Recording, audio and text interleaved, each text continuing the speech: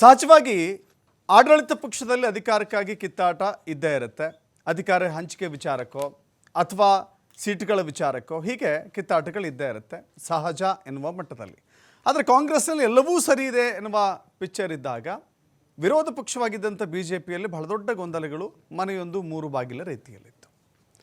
ಹಾಗೆ ನೋಡಿದ್ರೆ BJP ರಿಪೇರಿಯತ್ತ ಹೋಗುವಂಥ ಸಂದರ್ಭ ಇದಾ ಅಂತ ಅಂದುಕೊಂಡ್ರೆ ಕಳೆದಷ್ಟು ದಿನಗಳು ಇನ್ನು ಮುಂಬರುವ ದಿನಗಳು ಕೂಡ ಹಾಗೆಯೇ ಒಡುಕು ಮನೆಯ ರೀತಿಯಲ್ಲಿ ಹೋಗ್ತಾ ಇದೆ. ಬಟ್ ಪ್ಯಾಚಪ್ ಕೆಲಸಗಳಂತೂ ತುಂಬ ನಡೀತಾ ಇದೆ.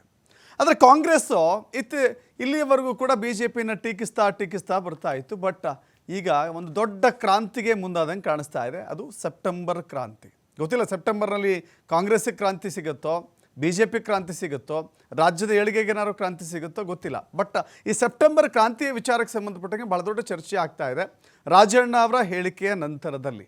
ಸೊ ಹೀಗಾಗಿ ಒಂದು ಕಡೆ ಕಾಂಗ್ರೆಸ್ನಲ್ಲಿ ನಾಳೆ ಸುರ್ಜೇವಾಲಾ ಬರ್ತಾ ಇದ್ದಾರೆ.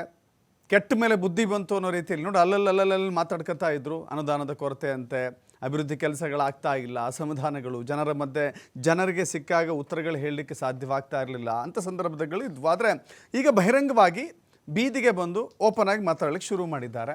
ಬಟ್ ನಾಳೆ ಏನಾಗುತ್ತೆ, ಸುರ್ಜೇವಾಲಾ 1-to-1 ಮಾತನಾಡ್ತಾರಂತೆ, ಅನೇಕ ವಿಚಾರಗಳಿದ್ದಾವೆ. ಈ ಕುರಿತಂತೆ ಮಾತನಾಡೋಣ. ನಮ್ಮ ಜೊತೆ ಕಾಂಗ್ರೆಸ್ನ ವಕ್ತಾರರಾಗಿರುವಂಥ ನಟರಾಜ್ ಗೌಡ ಬಂದಿದ್ದಾರೆ. ಸರ್, ಕಾರ್ಯಕ್ರಮಕ್ಕೆ ಸ್ವಾಗತ ನಿಮಗೆ. ನಮಸ್ತೆ. ಇನ್ನು ಆಪ್ನ ವಕ್ತಾರರಾಗಿರುವಂಥ ರವೀಶ್ ದಾಸಪ್ಪ ಇದ್ದಾರೆ, ಸ್ವಾಗತ ನಿಮಗೆ. ಇನ್ನು ಗೋವಿಂದರಾಜು ಇದ್ದಾರೆ, BJP ವಕ್ತಾರರು, ಸ್ವಾಗತ ನಿಮಗೆ. ನಾಳೆ ನಟರಾಜ್ ಗೌಡ್ರ ನಿಮ್ಮಿಂದನೇ ಆರಂಭ ಮಾಡೋಣ ಅಂತ ಅನ್ಕೋತೀನಿ. ಆಡಳಿತ ಪಕ್ಷದಲ್ಲಿದ್ದೀರಿ. ನಾಳೆ ನಿಮಗೆ ಒಂದು ಮೇಜರ್ ಡೇ ಅಂತ ಅನಿಸುತ್ತಾ? ಯಾಕಂತ ಹೇಳಿದ್ರೆ 40 ಜನರನ್ನ ಶಾಸಕರನ್ನ ಕರೆದು ಕೂರಿಸಿ ಮಾತನಾಡುವಂಥ ಅನಿವಾರ್ಯತೆಗೆ ಬಂದ್ಕೊಂಡಿದ್ದೀರಿ. ಇಲ್ಲಿಯವರೆಗೂ ಏನಿಲ್ಲ ಅಂತ ಹೇಳ್ತಾ ಇದ್ರಿ. ಈಗ ಎಲ್ಲವೂ ಕೂಡ ಬಟಾಬೈಲಾಗುವ ಸಂದರ್ಭದಲ್ಲಿ ತೇಪೆಗೆ ಮುಂದಾಗ್ತಿದ್ದೀರಿ ಅಂತ. ಇಲ್ಲ, ಇದೊಂದು ಸಹಜ ಪ್ರಕ್ರಿಯೆ. ಏಕೆಂದರೆ AICC ನಾಯಕರು 2 ವರ್ಷ ಸರ್ಕಾರ ಮುಗಿದಿದೆ, ರಾಜ್ಯಕ್ಕೆ ಬರ್ತಾರೆ. ಅದು ಯಾವಾಗಲೂ ಬರ್ತಾನೆ ಇರ್ತಾರೆ. ಸುರ್ಜೇವಾಲಾ ಅವರು ಕಳೆದ ಮಂತು ಕೂಡ ಬಂದಿದ್ದರು, ಈಗಲೂ ಬರ್ತಾರೆ. ಬಂದು ಎಲ್ಲ ಶಾಸಕರ ಜೊತೆಗೆ ಸಭೆ ಮಾಡುವಂಥದ್ದು. ಆಮೇಲೆ ಶಾಸಕರು ಎಷ್ಟು ಚೆನ್ನಾಗಿ ಪರಿಣಾಮಕಾರಿ ಕೆಲಸ ಮಾಡಿದ್ದಾರೆ ಅಥವಾ ಆ ಸಂಘಟನೆಯಲ್ಲಿ ಯಾವ ರೀತಿ ತೊಡಸ್ಕೊಂಡಿದ್ದಾರೆ ಎಲ್ಲನೂ ಕೂಡ ಚರ್ಚೆ ಮಾಡೋದು ಸ್ವಾಭಾವಿಕವಾಗಿದೆ. ಹಾಗಾಗಿ ನಾಳೆ ಮೀಟಿಂಗ್ ಮಾಡ್ತಾರೆ, ನಾಡ್ದು ಇದೆ, 3 ದಿನ ಬುಧವಾರ ಸಂಜೆವರೆಗೂ ಅವ್ರು ಇಲ್ಲೇ ಇರ್ತಾರೆ. ಸೊ ಹಂಗಾಗಿ ಸುದೀರ್ಘವಾಗಿ ಸಂಘಟನೆ KPCC ಮುಖಾಂತರ ಆಮೇಲೆ ಪದಾಧಿಕಾರಿಗಳನ್ನು ಸಭೆನೂ ಮಾಡ್ತಾರೆ, ಹಿರಿಯ ನಾಯಕರನ್ನ ಭೇಟಿ ಮಾಡ್ತಾರೆ, ಶಾಸಕರನ್ನ ಭೇಟಿ ಮಾಡ್ತಾರೆ, ಮುಖ್ಯಮಂತ್ರಿಯವರನ್ನ, ಅಧ್ಯಕ್ಷರನ್ನು, ಹಾಗೆಯೇ ಇನ್ನೂ ಕೆಲವು ಸಚಿವರುಗಳನ್ನ ಭೇಟಿ ಮಾಡ್ತಾರೆ. ಇಲ್ಲಿ ಸಂಘಟನೆ ಮತ್ತು ಮುಂದೆ ಆಗಬೇಕಾದಂತಹ ಬೆಳವಣಿಗೆಗಳು, ಅಭಿವೃದ್ಧಿ ಬೆಳವಣಿಗೆಗಳು ಅಥವಾ ಸಂಘಟನೆಯಲ್ಲಿ ಆಗಬೇಕಾದಂತಹ ಬೆಳವಣಿಗೆಗಳು, ಮುಂದೆ ಗ್ರಾಮ ಪಂಚಾಯತ್, ಜಿಲ್ಲಾ ಪಂಚಾಯತ್ ಚುನಾವಣೆ ನಡೀತದೆ, ಜಿಲ್ಲಾ ಪಂಚಾಯತ್ ಚುನಾವಣೆ ನಡೀತದೆ, BBMP ಚುನಾವಣೆ ನಡೀತದೆ. ಇನ್ನು 6 ತಿಂಗಳೊಳಗೆ ಚುನಾವಣೆ ಆಗ್ಬೋದು. ಅದಕ್ಕೆ ನಾವು ಎಷ್ಟು ತಯಾರಾಗಿದ್ದೀವಿ, ಎಷ್ಟು ಪರಿಣಾಮಕಾರಿಯಾಗಿ ನಾವು ಸಂಘಟನೆಯನ್ನು ಮಾಡಿದ್ದೀವಿ, ಸರ್ಕಾರದ ಯೋಜನೆಗಳು ಎಷ್ಟು ಪರಿಣಾಮಕಾರಿ ತಲುಪಿಸಿದ್ದೀವಿ, ಇವೆಲ್ಲ ಚರ್ಚೆಗಳು ನಡೀತವೆ. ಆಮೇಲೆ ಸಂಘಟನೆಯಲ್ಲಿ ನಿರಂತರವಾಗಿ ಪ್ರಕ್ರಿಯೆಗಳು ನಡೀತವೆ. ನೀವು ಕಳೆದ ತಿಂಗಳು ಬಂದಾಗಲೂ ಕೂಡ ಎಲ್ಲ ಶಾಸಕರನ್ನು ಭೇಟಿ ಮಾಡಿದ್ರು ಅವರು. ಬಟ್ ಅವಾಗ ಆ ಸುದ್ದಿ ಆಗಿರಲಿಲ್ಲ. ಈಗ ನೀವು ಸೆಪ್ಟೆಂಬರ್ ಕ್ರಾಂತಿ ಅನ್ನೋ ಪದ ಬಂದ ಮೇಲೆ ಅವರು ಬರೋದಕ್ಕೂ ಮಹತ್ವ ಆಗ್ತದೆ, ಸಭೆಗಳಿಗೆ ಮಹತ್ವ ಆಗ್ತದೆ, ಆ ರೀತಿ ಆಗ್ತದೆ. ಆದರೆ ಆ ಥರದ್ದೆಲ್ಲ ಏನು. ಸೊ ಇಲ್ಲಿವರೆಗೂ ಬಂದಾಗ ಎಲ್ಲರೂ ಕೂಡ ಶಾಸಕರನ್ನ ಭೇಟಿಯಾಗಿದ್ದಾರೆ. ಶಾಸಕರ ಅಳಲು ದುಃಖ ದುಮ್ಮಾನಗಳನ್ನು ಖಂಡಿತವಾಗಿ ಎಲ್ಲ ಬಾರಿನೂ ಪರಿಹಾರ ಕೊಡುವಂತ ಕೆಲಸ ಆಗಿಲ್ಲ. ಎಲ್ಲ ಈಗ ಅಂತ ದೊಡ್ಡ ಸಮಸ್ಯೆ ನಮ್ಮಲ್ಲೇನಿಲ್ಲ, ಪರಿಹಾರ ಅವ್ರು ಕೊಡ್ತಾರೆ ಅನ್ನೋ ಸಮಸ್ಯೆ ಏನಿಲ್ಲ. ಆದರೆ ಸಂಘಟನೆಯಲ್ಲಿ ನೋಡಿ ಸರ್ಕಾರ ನನ್ನ ಕ್ಲಾರಿಟಿ ಕೊಡಿ. ಶಾಸಕರನ್ನ ಮಾತಾಡಿಸಿದ್ದಾರೆ, ರಣದೀಪ್ ಸಿಂಗ್ ಸುರ್ಜೇವಾಲಾ ಮಾತಾಡಿಸಿದ್ದಾರೆ. ಖಂಡಿತವಾಗಿ ಪ್ರತಿ ಬಾರಿ ಶಾಸಕರ ಸಮಸ್ಯೆಗಳನ್ನ ಕೇಳಿದ್ದಾರೆ. ಖಂಡಿತವಾಗಿ ಸಮಸ್ಯೆಗಳಂದ್ರೆ ಶಾಸಕರಿಗೆ ಏನು ಸಮಸ್ಯೆ ಇದೆ ಅದು ಮುಖ್ಯಮಂತ್ರಿ ಕೇಳ್ಕೊತಾರೆ. ಸಮಸ್ಯೆಗಳು ಇರಲಿಲ್ಲ, ಈಗ ಸಮಸ್ಯೆಗಳು. ಈಗ ಏನಾಗಿದೆ ಅಂದ್ರೆ ನೋಡಿ, ಫಸ್ಟ್ ವರ್ಷ ಅನುದಾನಗಳ ಕೊರತೆ ಅಂತ. ಯಾಕೆಂದ್ರೆ ಖಜಾನೆ ಖಾಲಿಯಾಗಿತ್ತು. BJP ನಮ್ಮ ಮೇಲೆ ಹೊಣೆಗಾರಿಕೆ ಹಾಕಿ ಹೋಗಿತ್ತು. 1,50,000 ಕೋಟಿ ರೂಪಾಯಿ ಹೊಣೆಗಾರಿಕೆ ಇವಾಗಲೂ ಬಿಲ್ಗಳು ಕೊಡ್ತಾ ಇದೀವಿ, ನಾವು ಬಿಲ್ ಪಾವತಿ ಮಾಡ್ತಾ ಇದೀವಿ ಗುತ್ತಿಗೆದಾರರು. ಸೊ ಈ ವರ್ಷ ಏನಾಗಿದೆ, ಎಲ್ಲಾ ಯೋಜನೆಗಳ ಇಂಪ್ಲಿಮೆಂಟ್ ಆಗ್ತಾ ಇದೆ, ನಮ್ಮ ಸಂಪೂರ್ಣ ಪ್ರಣಾಳಿಕೆ ಇಂಪ್ಲಿಮೆಂಟ್ ಆಗ್ತದೆ. ನಾವು ಕೊಟ್ಟಿರ್ತಕ್ಕಂಥ 560 ಭರವಸೆಗಳಿದಾವಲ್ಲ, ಅವಳಿಗೆ ಎಲ್ಲ ಭರವಸೆಗಳು ಈಡೇರಿಸಬೇಕಲ್ಲ. ಅವಳಿಗೆ ಮೋರ್ ದ್ಯಾನ್ 50% ಭರವಸೆಗಳಿಗೆ ನಾವು ಒತ್ತು ಕೊಟ್ಟಿದ್ದೀವಿ, ಅದು ಎಲ್ಲ ಇಲಾಖೆಗಳಲ್ಲಿ. ಸೊ ಹಾಗಾಗಿ ಕೆಲವರಿಗೆ ನೇರವಾಗಿ ಅವರ ಯೋಜನೆ ಬೇಕೋ ಅಥವಾ ಅವ್ರ ಕ್ಷೇತ್ರಕ್ಕೆ ಹೊಸವಾದ ವಿಶೇಷವಾದ ಯೋಜನೆ ಬೇಕೋ ಅದು ಸಿಕ್ಕಿಲ್ದಲೇ ಇರಬಹುದು.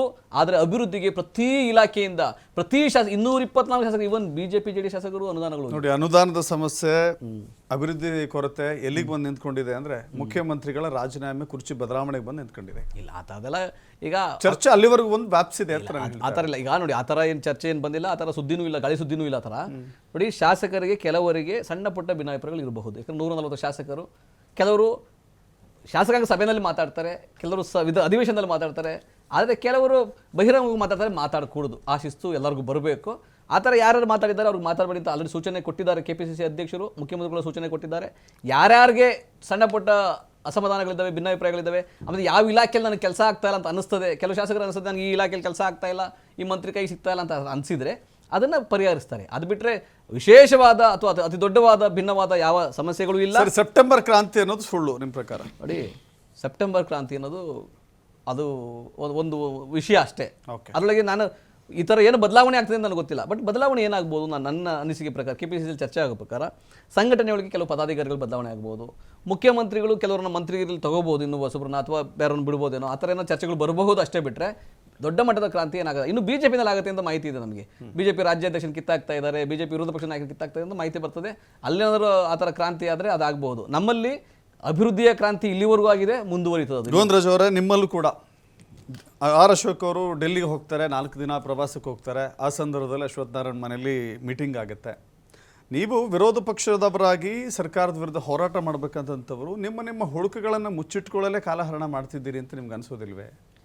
ನೋಡಿ ಸರ್, ಪಕ್ಷದ ಸಂಘಟನೆ ವಿಚಾರವಾಗಿ ಸಹಜವಾಗಿ ಎಲ್ಲ ನಾಯಕರುಗಳು ಸಭೆಗಳು ನಡೀತಲೇ ಇರುತ್ತೆ. ಅದರಲ್ಲೇನು ವಿಶೇಷತೆ ಇಲ್ಲ. ಯಾಕೆಂದರೆ ಭಾರತೀಯ ಜನತಾ ಪಾರ್ಟಿಲಿ ನಮ್ಮಲ್ಲಿ ಸಾಕಷ್ಟು ವಿವಿಧ ಸಮಿತಿಗಳಿರೋದ್ರಿಂದ ಸಮಿತಿಗಳಲ್ಲೆಲ್ಲ ಕೂಡ ಕೂತ್ಕೊಂಡು ಚರ್ಚೆಗಳು ಆಗ್ತಾ ಇರುತ್ತೆ. ಸಂಘಟನೆ ವಿಚಾರವಾಗಿ ಯಾವ ರೀತಿ ಹೋರಾಟ ಮಾಡಬೇಕು, ಮುಂದಿನ ಸಂಘಟನೆ ಆಗಿರಬೇಕು, ಕಾರ್ಯಕರ್ತರ ಮಧ್ಯದಲ್ಲಿ ಪಾರ್ಟಿಯನ್ನು ಹೇಗೆ ಬೆಳೆಸಬೇಕು ಅನ್ನೋ ವಿಚಾರ ನಿರಂತರವಾಗಿ ನಡೀತಾ ಇರುತ್ತೆ. ದೆಹಲಿ ಪ್ರವಾಸದ come to that point. So ಈಗ ಸಹಜವಾಗಿ ಏನಾಗುತ್ತೆ ಅಂದರೆ, ಒಂದು ಪಕ್ಷದ ವಿಚಾರವಾಗಿ ವಿರೋಧ ಪಕ್ಷದ ನಾಯಕರಾದಂಥ ಅಶೋಕ್ ಅವರು ಸಹಜವಾಗಿರ್ತಕ್ಕಂಥ ಪ್ರಕ್ರಿಯೆ. ಡೆಲ್ಲಿಗೆ ಹೋಗುವಂಥದ್ದು ಹೊಸದೇನಲ್ಲ, ಪಾರ್ಟಿ ಆಫೀಸಲ್ಲಿ ಬಂದು ಸಭೆ ಮಾಡೋದೇನು ವಿಶೇಷ ಏನಿಲ್ಲ. ಸೊ ಒಟ್ಟು ಏನಂದರೆ, ಪಾರ್ಟಿಯ ಒಂದು ಪರಿಮಿತಿಯಲ್ಲಿ ಯಾವ ರೀತಿಯಾಗಿ ಸಂಘಟನೆ ವಿಚಾರಗಳನ್ನ ಚರ್ಚೆ ಮಾಡಬೇಕು, ಮತ್ತೆ ವರಿಷ್ಠರನ್ನ ಯಾವ ರೀತಿ ಭೇಟಿ ಮಾಡ್ಬೇಕು, ಅದೆಲ್ಲ ಇರ್ತಕ್ಕಂಥ ಪ್ರಕ್ರಿಯೆ. ಈಗ ಕಾಂಗ್ರೆಸ್ನವ್ರ ಥರ ಎಲ್ಲೋ ಒಂದ್ ಕಡೆ ನಾವು ಅವ್ರ ಪಕ್ಷದಲ್ಲಿ ಏನಾಗುತ್ತೆ ಅಂತ ನಾವೇನು ಕೇಳ್ತಾ ಇಲ್ಲ. ಪಕ್ಷದಲ್ಲಿ ನಾನಾ ಕುರ್ಚಿಗಳು ಕಾಲುಗಳು ಅಳ್ಳಾಡ್ತಾ ಇದ್ದೇವೆ, ಯಾವಾಗ ಬಿದ್ದೋಗುತ್ತೋ ಬಿದ್ದೋಗಂತದಾಗ್ಲಿ. ಇವತ್ತು ಸಮಸ್ಯೆ ಇರ್ತಕ್ಕಂಥದ್ದು ಸರ್ಕಾರದಲ್ಲಿ. ಅವ್ರದೇ ಶಾಸಕರುಗಳು ಎಲ್ಲ ಒಂದ್ ಕಡೆ ಅನುದಾನ ಸರಿ ಇಲ್ಲ, ಸರ್ಕಾರದಲ್ಲಿ ಭ್ರಷ್ಟಾಚಾರ ಜಾಸ್ತಿ ಆಗ್ತಾ ಇದೆ. ದಿನ ಬೆಳಗಾದ್ರೆ ಎಲ್ಲ ಒಂದ್ ಕಡೆ ನಾವು 3ನೇ ವ್ಯಕ್ತಿ ಭೇಟಿ ಮಾಡಿ ನಮ್ಮ ಕೆಲಸಗಳು ಮಾಡ್ಕೊಳ್ಳೋಂಥ ಪರಿಸ್ಥಿತಿ ಸರ್ಕಾರದಲ್ಲಿ ಬಂದಿದೆ ಅಂದ್ಬಿಟ್ಟು ಅವ್ರದೇ ಶಾಸಕರು ಕೂಗೇಳ್ತಾ ಇದ್ದಾರೆ. BR ಪಾಟೀಲ್ ಇರ್ಬೋದು, ಬೇರೆ ಬೇರೆ ಶಾಸಕರುಗಳು ನಮ್ಗೆ ಅನುದಾನ ಬಂದಿಲ್ಲ, ನಾವೆಲ್ಲ ಮಲಕೊಂಬಿಟ್ಟಿದ್ದಪ್ಪ, ನಮ್ಗೆ ಕೆಲಸನೇ ಇಲ್ಲ ಅಂತ ಹೇಳ್ಬಿಟ್ಟು ಗೋಳಾಡ್ತಾ ಇರ್ತಕ್ಕಂಥ ಶಾಸಕರು ಕಾಂಗ್ರೆಸ್ನಲ್ಲಿ ಇರ್ತಕ್ಕಂಥವ್ರು. ಅವ್ರದೇ ಶಾಸಕರು ಆ ಸರ್ಕಾರದ ಮೇಲೆ ಆರೋಪ ಮಾಡಿದ್ರೆ ಇವ್ರಿಗೇನು ಕೇಳಿಸೇ ಇಲ್ಲ, ನಾವೇನು ನೋಡೇ ಇಲ್ಲ ಅನ್ನೋ ರೀತಿಯಲ್ಲಿ ಎಲ್ಲೋ ಒಂದ್ ಕಡೆ ಗೊತ್ತಿಲ್ಲಲ್ಲ ಹೈಕಮಾಂಡ್ ಹೋಗಿ ಭೇಟಿ ಮಾಡ್ಕೊಂಡು ಸಮರ್ಥನೆ ಮಾಡ್ಕೊಳ್ಳೋಂಥ ಕೆಲಸ ಇವತ್ತು ಮಾಡ್ತಾ ಇರ್ತಕ್ಕಂಥ ಈ ಸರ್ಕಾರದಲ್ಲಿ ಬಂದೆ ಅಲ್ಲಿಗೆನೆ ಬಿಜೆಪಿ ಅವ್ರದೇ ಇರ್ತಕ್ಕಂಥ ಮುಖ್ಯಮಂತ್ರಿಗಳ ಫಸ್ಟ್ ಸರ್ಕಲ್ ಅಂತ ಏನಿದ್ದಾರೆ, ಸುಮಾರು ಒಂದು 5-6 ಜನ, ಜಾರಕಿಹೊಳಿ ಇರ್ಬೋದು, ಮಹದೇವಪ್ಪ ಅವ್ರು ಇರ್ಬೋದು, KN ರಾಜಣ್ಣ ಇರ್ಬೋದು, ದಿನ ಬೆಳಗಾದ್ರೆ ಒಂದೊಂದು ಹೇಳಿಕೆಗಳು ಕೊಡ್ತಾ ಇರ್ತಕ್ಕಂಥದ್ದು ಜನರಿಗೆಲ್ಲ ಒಂದ್ ಕಡೆ ಕನ್ಫ್ಯೂಸ್ ಮಾಡ್ತಾ ಇರ್ತಕ್ಕಂಥದ್ದು ಇದೇ ಶಾಸಕರುಗಳು. ಮುಂದೆ ಬರ್ತಕ್ಕಂಥ ದಿನಗಳಲ್ಲಿ ಕ್ರಾಂತಿ ಆಗುತ್ತೋ, ಇನ್ನೊಂದಾಗುತ್ತೋ, CM ಬದಲಾವಣೆ ಆಗುತ್ತೋ, ಇಲ್ಲ ಬೇರೆ ಏನೋ ಆಗುತ್ತಾ ಅಂತ ಹೇಳ್ಬಿಟ್ಟು ಯಾವ ರೀತಿ ಕ್ರಾಂತಿ ಅಂದ್ಬಿಟ್ಟು ಅವರೇ ಶಾಸಕರು ಸ್ಪಷ್ಟನೆ ಕೊಡ್ಬೋದು. ಆದ್ರೆ ಒಂದಂತ ಹೇಳ್ತಾ ಇದ್ದೀನಿ ಸರ್, ಇವ್ರದ್ದು ಏನು ಸರ್ಕಾರದಲ್ಲಿ ಏನೋ ಒಂದು ಆಗುತ್ತೆ ಅಂತ ಹೇಳ್ಬಿಟ್ಟು ಎಲ್ರಿಗೂ ಅನ್ಸಿದೆ. ಅದೇ ರೀತಿ ಇವತ್ತು ಕಾಂಗ್ರೆಸ್ಸಿನ ಶಾಸಕರಿಗೆ ಎಲ್ಲ ಒಂದ್ ಕಡೆ ತಳಮಳನ ಸ್ಟಾರ್ಟ್ ಆಗಿದೆ, ಮುಂದೆ ಏನಾಗ್ಬೋದಪ್ಪ ಅಂತ. ಅದ್ರ ಜೊತೆಯಲ್ಲಿ ಇವತ್ತು ಈ ಒಂದು ಗೊಂದಲದಲ್ಲಿ ಇವತ್ತು ಅನ್ಯಾಯ ಆಗ್ತಾ ಇರತಕ್ಕಂಥ ಏನೋ ವಿಚಾರ ಇದ್ರೆ ಅದು ಕರ್ನಾಟಕದ ಜನತೆ. ಬಿಜೆಪಿ ಸೆಪ್ಟೆಂಬರ್ ಕ್ರಾಂತಿನ ಬಹಳ ದೊಡ್ಡವ್ರ ಮಟ್ಟಿಗೆ ಡಿಸ್ಕಸ್ ಮಾಡ್ತಾ ಇದೆ. ಸರ್ ನೋಡಿ, ಒಂದ್ ನಿಮಿಷ ಬಿಜೆಪಿಯಲ್ಲೂ ಕೂಡ ಸೆಪ್ಟೆಂಬರ್ ಕ್ರಾಂತಿ ಎಣಿಸಬಹುದಾ ಜನ? ಖಂಡಿತ ಇಲ್ಲ. ನೋಡಿ, ನಮ್ಮಲ್ಲಿ ಪ್ರತಿ 3 ವರ್ಷಕ್ಕೊಮ್ಮೆ ಇವತ್ತು ರಾಜಣ್ಣ ಕೇಳಿದ್ದಾರೆ. ಸರ್, ರಾಜಣ್ಣಗೂ ಕಾಂಗ್ರೆಸ್ ಪಾರ್ಟಿಗೂ ಒಂದು ನಿಮಿಷ ಸಂಬಂಧ ಏನಿದೆ? ನಮ್ಮಲ್ಲಾಗಂತ ಸಮಸ್ಯೆ ಸೆಪ್ಟೆಂಬರ್ 17ಕ್ಕೆ ಮೋದಿಯವರು 75 ವರ್ಷ ಪೂರ್ಣಗೊಳಿಸ್ತಾರೆ. ಓಕೆ, 75 ವರ್ಷ ಪೂರ್ಣಗೊಳಿಸಿದ ಬಳಿಕ ಯಾರು ಕೂಡ ಅಧಿಕಾರದಲ್ಲಿ ಇರಬಾರ್ದು, ಹುದ್ದೆಯಲ್ಲಿ ಇರಬಾರ್ದು ಅಂತ ಹೇಳಿ ಬಿಜೆಪಿ ನಿಯಮ ಇದೆ. ಆ ಕಾರಣಕ್ಕಾಗಿಯೇ ಅಡ್ವಾಣಿಯವರು ಅಧಿಕಾರದಿಂದ ತಪ್ಪಿಸ್ಕೊಂಡ್ರು ಅಥವಾ ಅಧಿಕಾರದಿಂದ ವಂಚಿತರಾದ್ರು. ನಮ್ಮಲ್ಲಿ ಇಲ್ಲೂ ನಿರೀಕ್ಷಿಸಬಹುದು 75 ವರ್ಷ ಆದ್ಮೇಲೆ ಇರಬಾರ್ದು ಅಂತ ನೀವು ಯಾವ ರೀತಿಯಾದ ಯಾವ ಇದರಲ್ಲಿ ಹೇಳಿಕೆಗಳನ್ನ ಕೇಳಿ ಹೇಳ್ತಾ ಇದ್ದೀರಾ ನನಗಂತೂ ಅರ್ಥ ಆಗ್ತಿಲ್ಲ.